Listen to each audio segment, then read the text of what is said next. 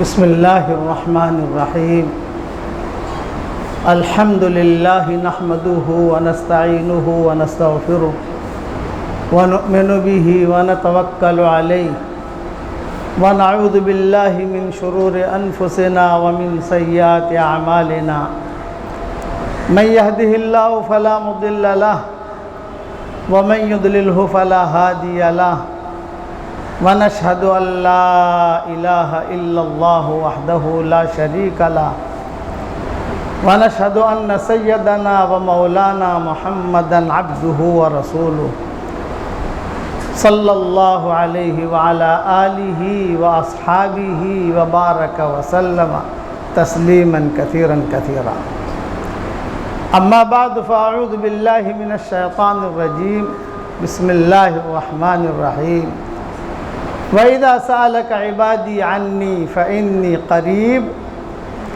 أُجِيبُ دَعْوَةَ الدَّاعِ إِذَا دَعَانِ فَلْيَسْتَجِيبُوا لِي وَلْيُؤْمِنُوا بِي لَعَلَّهُمْ يَرْشُدُونَ صدق اللہ العظیم۔ قابل احترام بھائیو، دوست، بزرگوں، حضور صلی اللہ علیہ وسلم نے اپنی امت کو بے روزگار نہیں بنایا، فقیر نہیں بنایا کہ امت فقیری میں زندگی گزارے، امت بے سہارا ہو، امت بے آسرا ہو، یہ نہیں کیا۔ آپ نے دعاؤں کا بہت بڑا خزانہ دیا۔ آتے تھے صحابہ اپنے الگ الگ حالات لے کر حضور صلی اللہ علیہ وسلم کے پاس، تو آپ صلی اللہ علیہ وسلم جو ہے دعاؤں کے ذریعے سے ان کی رہبری کرتے تھے۔ علماء نے لکھا ہے آدم علیہ السلام سے لے کر حضور صلی اللہ علیہ وسلم تک جتنے انبیاء آئے ہیں سب نے الگ الگ دعائیں سکھائی ہیں اپنی امت کو۔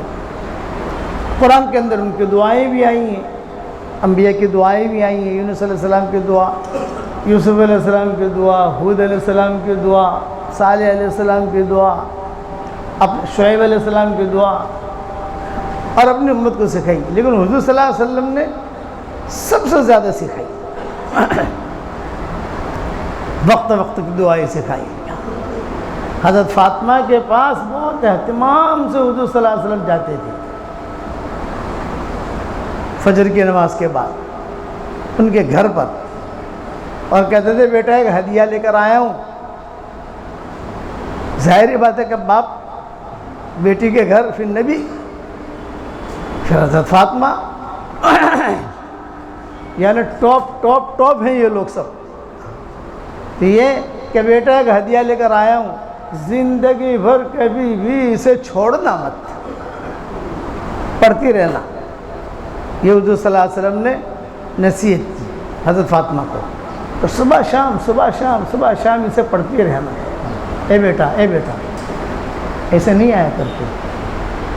آپ جہنم کے اوپر سے آئے، ایک تو آپ کی عمر کتنی بیٹا، سب بڑے بڑے لوگ بیٹھے ہیں، اس چیزیں سیکھو، سمجھ گئے بیٹا؟ نیکسٹ ٹائم ایسا نہیں کرنا، پیچھے بیٹھ جاؤ، آپ کو آنا تھا تو پہلے آتے۔ حدیث شریف میں آتا ہے کہ جمعہ کے دن کوئی آدمی پیچھے سے اگر آنا ہے پہلے سب میں، آپ پہلے سے آ جائیے، بیٹھ جائیے اطمینان سے۔ جمعہ پہلی امتوں میں نہیں ہوتا تھا، یہ اس امت کی خصوصیت ہے، یہ اس امت کی عید ہے۔ ہر ہفتے میں اللہ کی عید دیتا ہے، جیسے روزانہ اللہ موت دیتا ہے۔ نیند یہ چھوٹی موت کہ آدمی جاگ جاتا ہے، اور اسے موت اصغر کہتے ہیں نیند کو۔ اسی طریقے سے یہ عید اصغر ہے جمعہ، اس کی فضیلتیں بہت بیان کی حضور صلی اللہ علیہ وسلم نے، بہت بیان کی۔ کہ کوئی بھی ایسے آئے گا تو فرمایا کہ جہنم کا پل پار کر کے جا رہا ہے۔ شریعت نے جو چیزیں بتائی ہیں اس کو بہت دھیان سے سننا، اور سن کر پھر اس کو اپنی زندگی میں لانا، یہ خالی تقریریں نہیں۔ آج ہمارے یہاں ماشاءاللہ تقریریں بہت ہو گئیں اور نکتے بہت ہو گئے، نہیں، اپنی زندگی کو سنوارو۔ اور سنوارنے میں حضرت مولانا یوسف رحمۃ اللہ علیہ فرماتے تھے کہ سنوارنے میں ایک ہی بات ہے، میرے والد صاحب رحمۃ اللہ علیہ فرماتے تھے کہ زندگی کو سنوارنے میں ایک ہی بات ہے وہ یہ کہ سنت کے مطابق اپنی زندگی گزارو۔ تو میں عرض کر رہا تھا کہ بے روزگار نہیں بنایا حضور صلی اللہ علیہ وسلم نے امت کو۔ حضرت فاطمہ کے بعد جا کر کہتے تھے بیٹا ایک ہدیہ لے کر آئے ہوں، ہدیہ۔ ہاں ابا بتائیے۔ تب فرماتے تھے کہ بیٹا صبح شام یہ دعا پڑھا کرو، یا حی یا قیوم برحمتک استغیث اصلح لی شأنی کلہ ولا تکلنی الی نفسی طرفۃ عین۔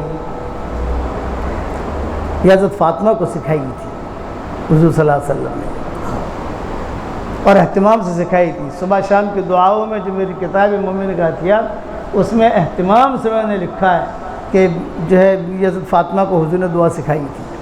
ایک دعا حضور نے ساری بیٹیوں کو بیٹھ کے سکھائی، اپنی بیٹیاں، ام کلثوم ہے، زینب ہے، فاطمہ ہے، یہ رقیہ ہے، ان کا اب سب بیٹیوں کو بٹھا کر کوئی چیز سکھانا۔ چونکہ حضرت فاطمہ چھوٹی تھی، وہ آخر تک رہی، باقی بچیاں جو ہے وہ دنیا سے رخصت ہوتی گئی۔ ہاں یہ دعا ابو الدرداء جو ہے یہ کتابوں میں لکھا ہے کہ حضور صلی اللہ علیہ وسلم نے اپنی بیٹیوں کو سکھائی تھی۔ پھر ابو الدرداء کا قصہ ہوا، یہ دمشق والا جب ابو الدرداء کا قصہ ہوا کہ دمشق کی مسجد میں بیٹھے ہوئے تھے ابو الدرداء رضی اللہ تعالیٰ عنہ، لوگ بھاگے آئے، ابو الدرداء تمہارا مکان جل گیا، آپ کا مکان جل گیا۔ ابو الدرداء اطمینان سے بیٹھے ہوئے ہیں، میرا مکان نہیں جل سکتا، میرا مکان جل ہی نہیں سکتا۔ جل گیا، دوسرے لوگ آئے، آپ کا مکان جل گیا۔ ابو الدرداء کہتے ہیں میرا مکان نہیں جل سکتا۔ تیسرے لوگ آئے، آپ کا مکان جل گیا، نہیں جل سکتا۔ پھر چوتھے لوگ آئے، یوں کا آگ لگی تھی پورے محلے میں، سارے مکان جل گئے الا بیت ابی الدرداء، ابو الدرداء کا مکان نہیں جلا۔ تب ابو الدرداء کہتے تھے کہ مجھے یقین ہے حضور صلی اللہ علیہ وسلم نے دعا سکھائی تھی اپنی بیٹیوں کو، میں نے دعا پڑھی تھی، اپنی بیٹیوں کو کہا تھا بیٹیوں دیکھو میں تمہیں ایک دعا سکھاتا ہوں، تم صبح پڑھ لو تو شام تک ہر پریشانی سے، مشکل سے، ٹینشن سے، ایکسیڈنٹ سے، آگ سے تم محفوظ رہو گی۔ شام کو پڑھ لو تو صبح تک محفوظ رہو گے۔ ابو الدرداء نے کہا میں نے وہ دعا پڑھی تھی، مجھے یقین تھا کہ میرا آگ نہیں جلا سکتی میری آگ۔ یہ دعا بھی میں نے میری کتاب میں لکھ دی ہے، اب تو یہ کتاب لوگوں کے پاس آ گئی ہے الحمدللہ۔ یہ بتاتے تھے حضور صلی اللہ علیہ وسلم، کبھی کبھی اپنے قبیلے کو جمع کرتے تھے، پورا قبیلہ جمع کر دیا قریش۔ یہ مدینہ کا قصہ ہے۔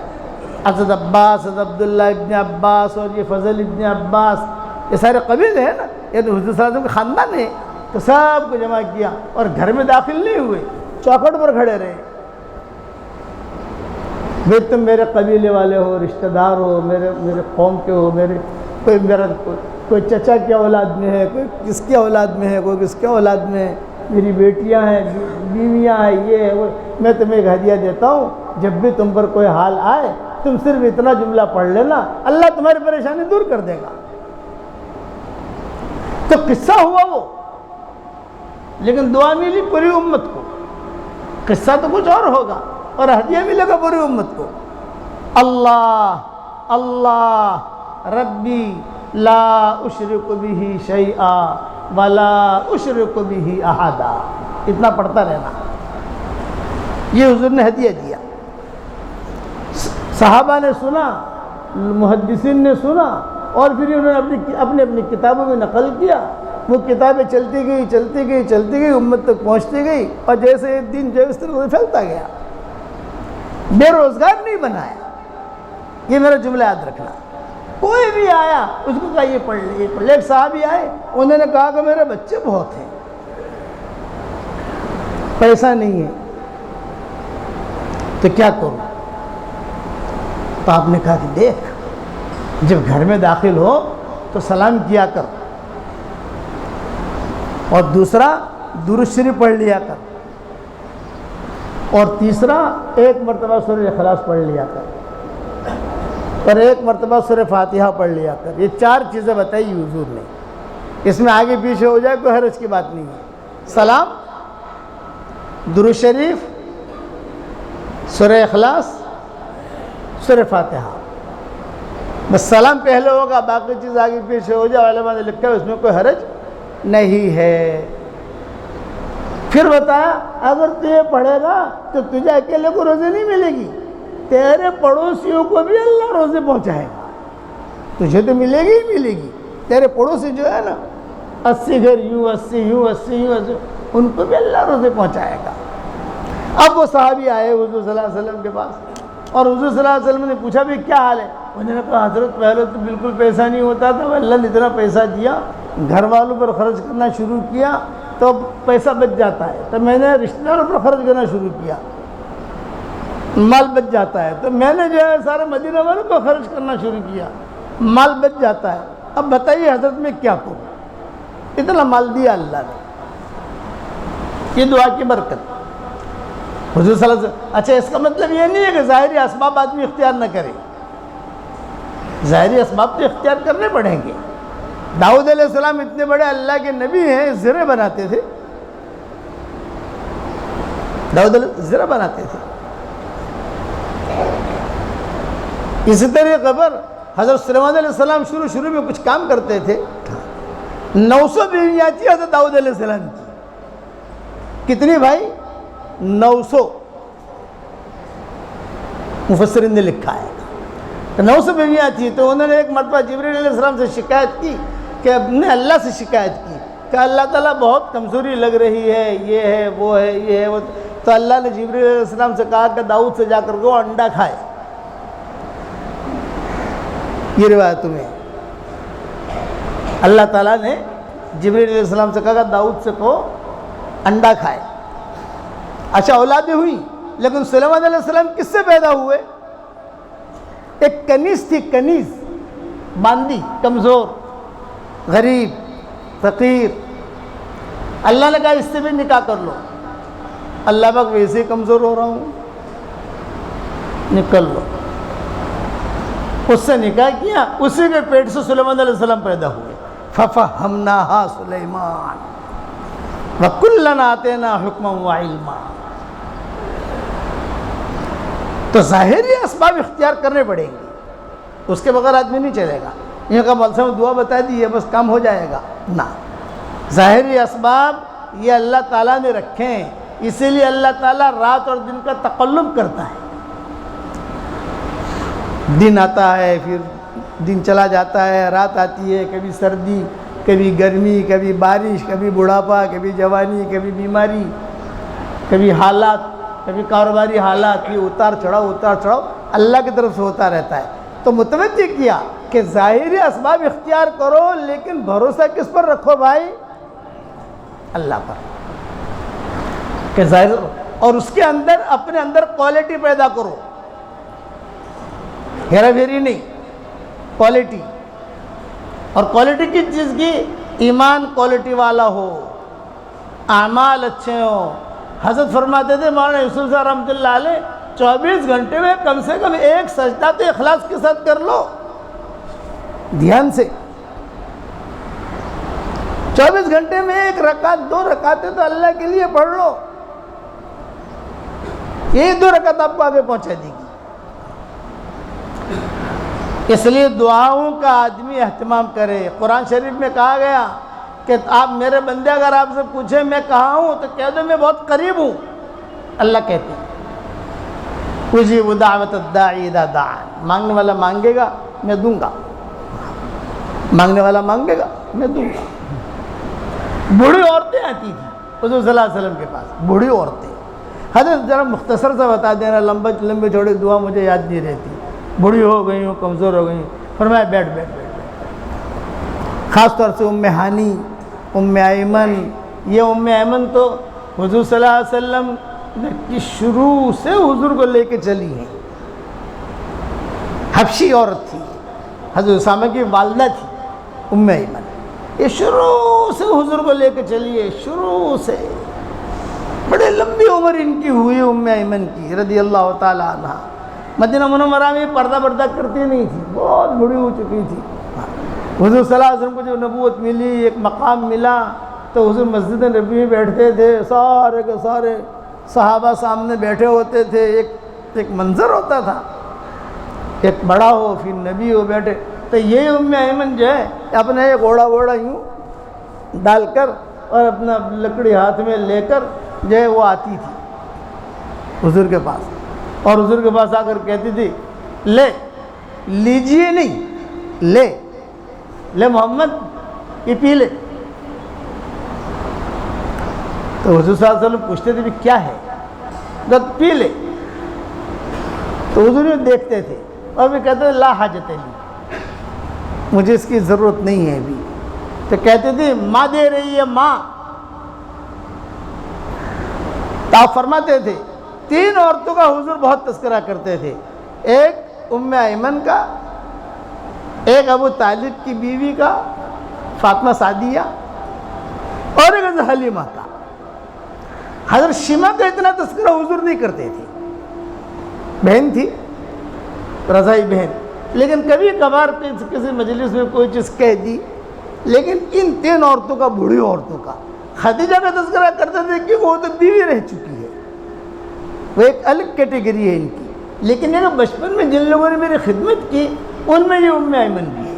حضور صلی اللہ علیہ وسلم کی والدہ کا جب انتقال ہوا آپ کی 5 سال کی عمر تھی, مدینہ سے واپس آ رہے تھے, ماں کا انتقال ہوا. 5 سال کی عمر کا بچہ کیا سمجھے کہ انتقال ہوا ہے, موت کسے کہتے ہیں.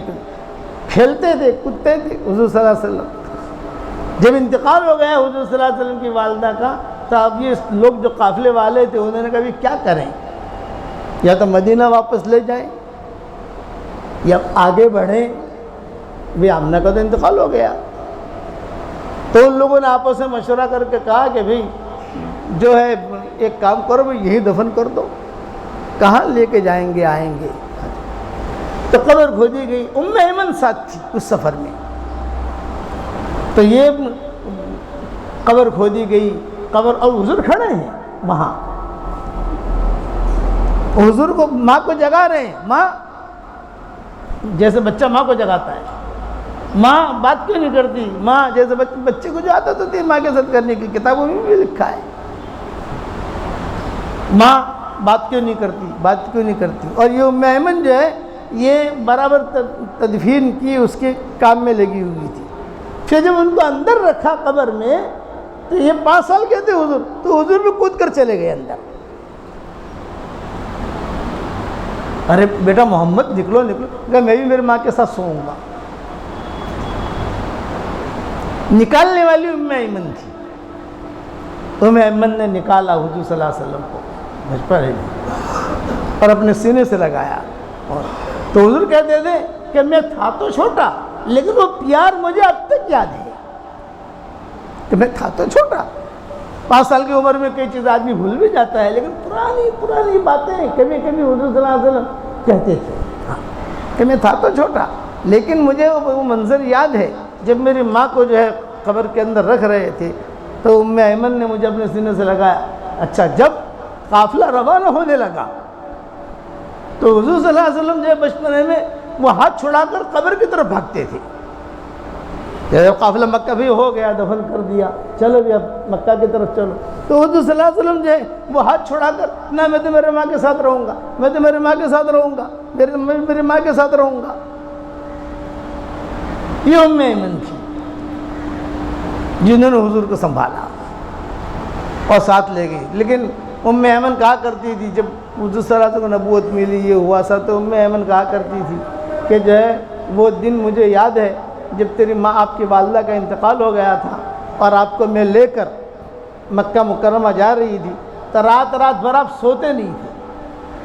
میری ماں کہاں ہے, این امی, میری ماں کہاں ہے. یہ ایمن تھی.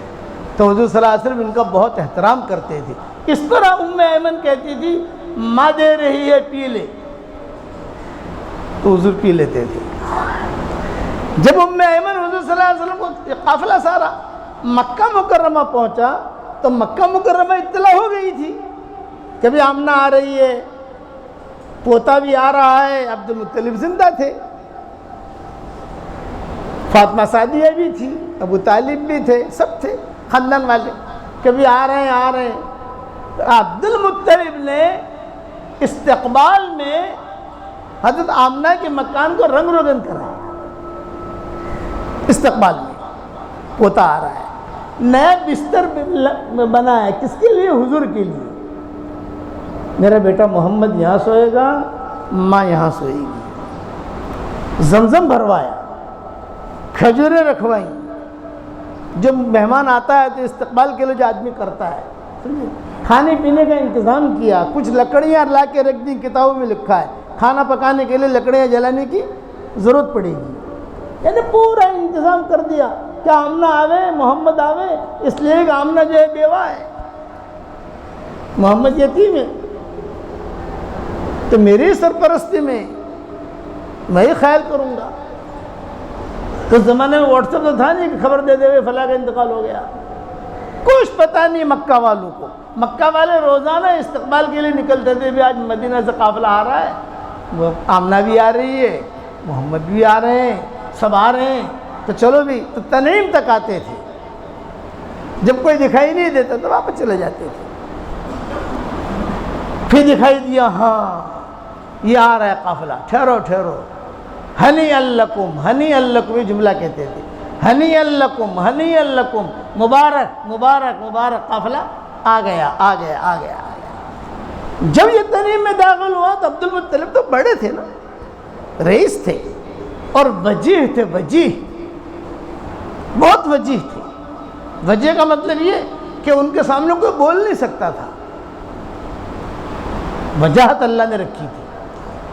وہ جب داخل ہو دیا، قافلہ آیا، تو عبد المطلب کی نگاہ سب سے پہلے محمد پر تھی کہ بھئی محمد کہاں ہے، یعنی پیار، دادا کو جو اپنے پوتوں سے ایک پیار ہوتا ہے۔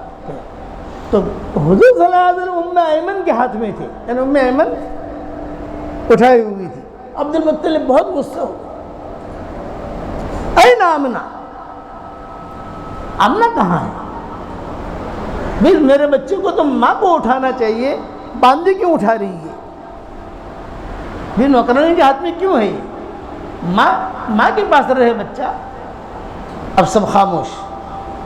ان میں ام ایمن نے آہستہ، پھر عبد المطلب نے غصے میں حضور صلی اللہ علیہ وسلم کو اپنے پاس لے لیا، بھئی آمنہ کو کہاں ہے، آمنہ کو دو۔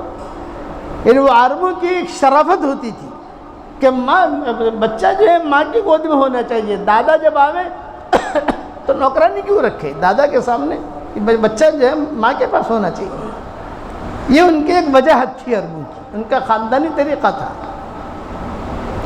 لے لیا اپنی گود میں حضور کو، تو حضور ایک جملہ کہنے لگے، این امی، میری ماں کہاں ہے، میری ماں۔ یہ پہلی بار عبد المطلب نے سنا، ارے یہ ماں کو یاد کر رہا ہے بچہ، ماں کو یاد کر رہا ہے بچہ۔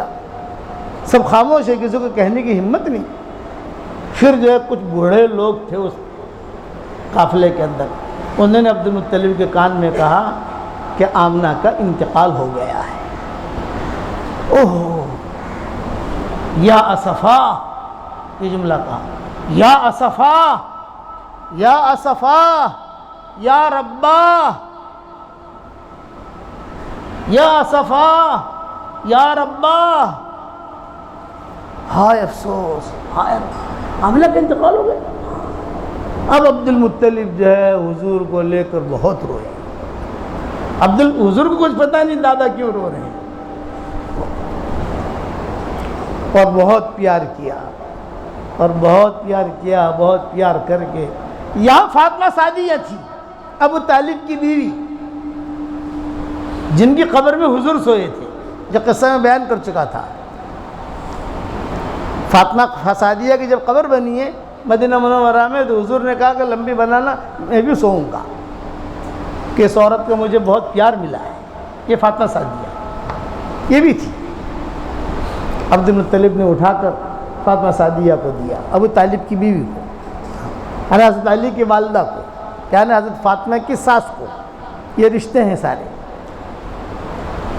اور لے کر مکہ مکرمہ جب پہنچے تو عبد المطلب جو ہے جب اس گھر پر پہنچے، جس گھر کو انہوں نے مزین کیا تھا یا سجایا تھا یا تیار کیا تھا، تو وہاں جاتے دھاڑے مار مار کے عبد المطلب رونے لگے۔ اور کہنے لگے میرا بڑھاپا اور میرے بڑھاپے نے یہ دن دیکھے کہ بچے کا باپ بھی مر گیا اور اس بچے کی ماں بھی مر گئی۔ جب تالا کھول رہے تھے کتابوں میں لکھا ہے، اب گھر سے تو سامان لیں گے نا، بھئی یہاں تو رہنے والا کوئی ہے نہیں، ماں تھی، ماں کا انتقال ہو گیا، بچہ اکیلا کیا کرے گا، سیٹنگ کریں گے، اپنے گھر میں لائیں گے، یعنی ترتیب بنائیں گے عبدالمطلب۔ وہ جب کرنے لگے تو جب چیزیں اٹھا رہے تھے، مورخین نے لکھا ہے کہ بیٹھ کر وہاں کونے میں جہاں حضور کا بستر رکھا تھا بہت روئے بیٹھ کر ہچکیاں مار کے، اور جملہ کہا اب یہ بستر جو ہے یتیم ہو گیا، اب یہ بستر یتیم ہو گیا، اب یہ گھر بھی یتیم ہو گیا کہ اب اس پر سونے والا کوئی نہیں، یہ گھر کے در دیوار بھی یتیم ہو گئی۔ پھر عبدالمطلب نے جو ہے حضور صلی اللہ علیہ وسلم کو لیا اور پھر اپنے یہاں لے گئے اور پھر یہ گھر فوراً جو ہے لکھوایا، چچا یہ گھر محمد کا ہے، تاکہ کل جا کر وراثت میں کوئی معاملہ نہ آئے۔ اس زمانے میں مشرکین مکہ جو ہے یہ وراثت نہیں دیتے تھے، ہمارے صرف وراثت اسلام میں ہے، یہ ذہن میں رکھنا۔ یہود، نصارہ، مشرکین، ان لوگوں کی وراثت نہیں ہے، خاص طور سے عورتوں میں تو ہے ہی نہیں، اب تک نہیں ہے۔ یہ مشرکین کے اب تک عورتوں کو میراث وغیرہ کا کوئی مسئلہ نہیں ہوتا، یہ اسلام نے اسے قائم کیا، اور اس کے بہت قصے ہوئے۔ عورتوں کو جو میراث میں حق دیا، اس کے حدیث میں بہت قصے آئے، آخر تک عورتوں کو میراث نہیں ملتی تھی مدینہ کی زندگی میں، آخر تک۔ لیکن قصے ہوئے اوس ابن ثابت کی بیوہ کے، پھر جو ہے اسید ابن حضیر کے، یہ سارے قصے مدینہ میں ہوئے۔ تو حضور نے فرمایا بھئی یہ میری امت کی عورتوں کا کیا ہوگا، میں کوئی جواب نہیں دیتا ہوں۔ اوس ابن ثابت کی بیوہ جب بیوہ ہو گئی تو اوس ابن ثابت کے بھائی آئے، صحیح حدیث میں آتا ہے، کہا بھابھی آپ تو جو ہے عورت ہے، آپ کو تو کچھ ملے گا نہیں، آپ کی 2 بیٹیاں ہیں، انہیں کچھ نہیں ملے گا، لڑکیاں ہیں، ایک لڑکا ہے اسے ملے گا، لیکن کب ملے گا، جب یہ بڑا ہوگا، ابھی چھوٹا ہے۔ یہ کہہ کر سارا مال لے گئے، پر بیچاری بیوہ جو بیٹھی رہی، کیا کروں، آپ کو کچھ نہیں ملے گا، اس نے کہا وہ تو عورت ہے، عورت کو تو کچھ ملتا نہیں ہے۔ اس زمانے میں یہ تھا بھائی، ہاں اب تو ملتا ہے اور بہت ملتا ہے، یہ ذہن میں رکھنا۔ صرف میراث کے مسئلے میں اللہ نے ایک جملہ کہا ہے، کسی مسئلے میں اللہ نے یہ جملہ نہیں کہا یبین اللہ لکم ان تضلوا، میں میراث کو کھول کو تمہارے سامنے بیان کر رہا ہوں، اللہ کہہ رہے ہیں تاکہ تم گمراہ نہ ہو جاؤ۔ نماز کے بارے میں نہیں ملے گا، حج کے بارے میں نہیں ملے گا، روزے کے بارے میں نہیں ملے گا، یہ میراث کا بیان کر کے اللہ نے جملہ کہا یبین اللہ لکم ان تضلوا۔ یہ بیچارے بیوہ اکیلی کچھ بھی نہیں ہے، حضور گزرے، رو رہی تھی، بھی کیوں رو رہی، حضرت اوس کے بھائی آئے تھے، سارا سامان لے گئے، میں اکیلی ہوں، 2 بچیاں ہیں، میری ایک ریکویسٹ ہے 2 بچیاں بھی وہ لے جاویں، بڑا کریں، شادی کرائیں، میں ہوں، میرا بیٹا ہے، زندگی گزار لیں گے۔ اب بہت روئے، آپ نے فرمایا تیری بات کا جواب میں نہیں دیتا، آسمانوں سے تیری بات کے جواب کا انتظار کر رہا ہوں۔ یہ کہہ کر حضور واپس ہوئے، مسجد نبوی میں داخل میں نہیں ہوئے تھے کہ میراث کی آیتیں نازل ہو گئی۔ قیامت تک کے لیے اللہ نے حساب کر کے بھیج دیا، اور ایسا حساب کر کے بھیجا تھا کہ کوئی ڈنڈی مارے ہی نہیں اس میں، اس کو اتنا، اس کو اتنا، اس کو اتنا، اس کو اتنا۔ خیر بات ادھر سے ادھر ہو گئی۔ اچھا ایک بات بتاؤں، یعنی ہے کڑوی بات، ہندوستان، پاکستان، بنگلہ دیش، برما، یہاں پر یہ مصیبتیں ہیں کہ عورتوں کو میراث نہیں دیتے، عام طور سے لڑکیوں کو میراث نہیں دیتے۔ عربوں کے یہاں یہ نہیں ہے، عربوں کے یہاں فیکٹری جو ہے بیٹی کو دے دیتے ہیں، بھئی یہ تیری ہے، تجھے جو کرنا ہے وہ کر۔ عربوں کے یہاں نہیں ہے۔ ملیشیا، انڈونیشیا میں یہ چیزیں نہیں، وہ بھی اسلامی حکومتیں ہیں ساری کی ساری۔ ترکی میں بھی مصیبت ہے کہ وہ لڑکیوں کو میراث نہیں دیتے، یہ اللہ کا حق ہے، اس لیے اس کا بھی خیال کرو، میراث پوری ادا کرو، ورنہ قیامت کے دن آدمی پکڑا جائے گا۔ اللہ تعالیٰ ہم سب کو عمل کرنے کی توفیق عطا فرمائے۔